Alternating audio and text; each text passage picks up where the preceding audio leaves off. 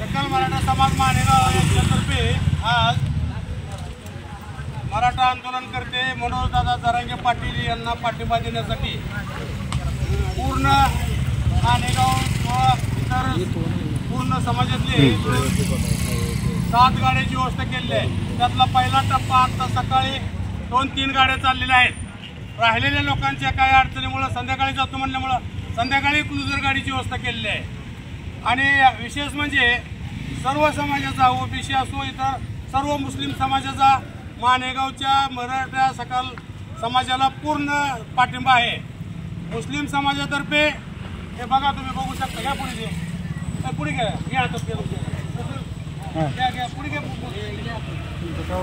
सर्व या जाणाऱ्या सर्व मराठा समाज बांधवांची मुस्लिम समाजाने खाण्याची म्हणून खाण्यापिण्याची जेवणाची नाश्त्याची सर्व व्यवस्था केलेली आहे।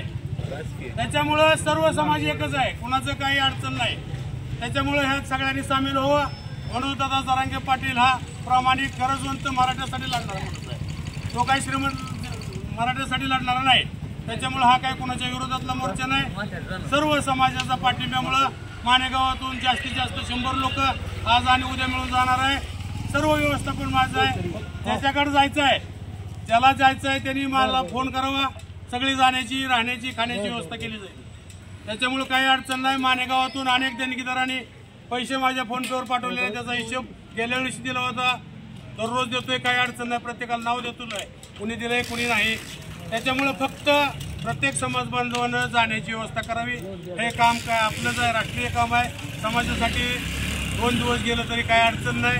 त्याच्यामुळं प्रत्येकानं या कार्यात झोकून द्यावं अशी सर्वांना विनंती करतो। आणि जाणाऱ्या सर्व लोकांना व्यवस्थित सर्व प्रवास सुखाचा हो अशी मी शुभेच्छा व्यक्त करतो। एक मराठा